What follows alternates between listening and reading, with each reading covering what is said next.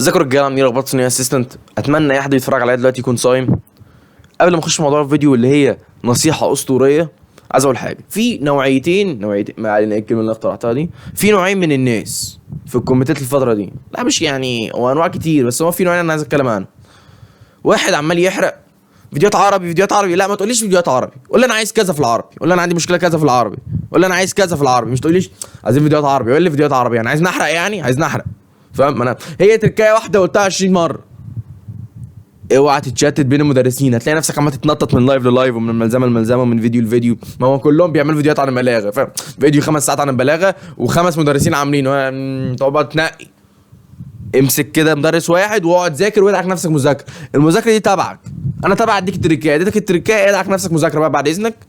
كده نركن النوعيه الاولى. النوعيه الثانيه فقعد يقول لك يا عم الفيديوهات الحرق اللي بتحصل دي، يا ابني انت غشيم. وانا مش قلت لك قبليها ان نوعيه الفيديوهات هتتغير جوه الجدول؟ احنا دلوقتي جوه الجدول ونوعيه الفيديوهات اتغيرت.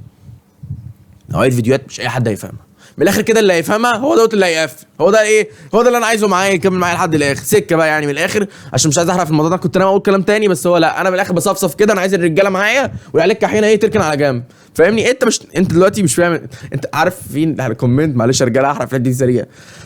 في كومنت قال لي انا ما بستفدش اي حاجه، مش بفهم حاجه في الفيديوهات. والله صعب عليا، انا ما اتضايقتش، فاهم؟ يا عم معلش يعني اتعب على نفسك شويه وهتفهمها، فاهم؟ كنت عايز اقول له كده، فاهمني؟ ما علينا.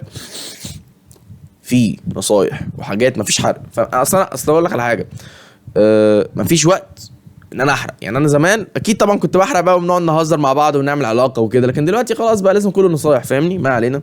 نخش بقى في موضوع الفيديو وهو كالاتي. اوعى تحل بشكل عشوائي. اوبا، مش فاهم حاجه يا عبد الرحمن؟ هو ليه مش فاهم حاجه وانا قلت حاجه لسه؟ اسمع، يعني ايه اوعى تحل بشكل عشوائي؟ انا اقول لك مثال انا وقعت فيه. مستر الفيزياء بتاعي اداني ملزمه قد كده بدون مبالغه، يعني فاهم؟ يعني بص، شايف ده مصحف زيه مرتين كده. امسك اي مصحف عندك زيه مرتين بقى بدون مبالغه والله العظيم. فالمهم انا ايه، قبل الامتحان بكام يوم رحت ماسك بقى الملزمه دي وقعدت احرق فيها زي الغبي. حل هنا شويه وهنا شويه وهنا شويه وهنا شويه وهنا شويه. طب انا ايش ضمني ان انا حليت على المنهج كله؟ انا كده حليت بشكل عشوائي، فانا كده ما حليتش على المنهج كله، فهمت؟ فانت تعمل ايه؟ وخد بالك النصيحه دي هترد على سؤال بيتسال كتير هقوله لك في الاخر. فانت تعمل ايه؟ لازم تتاكد ان انت حليت على كل المنهج.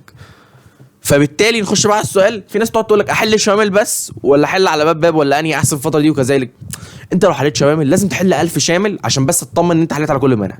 اصل منهج عملاق زي ده لازم تحل 1000 شامل بحيث تضمن انت في كل الامتحانات جات لك كل حته، فاهم حاجه؟ لكن لو حليت على باب انت متاكد 100% ان انت حليت ايه على كله.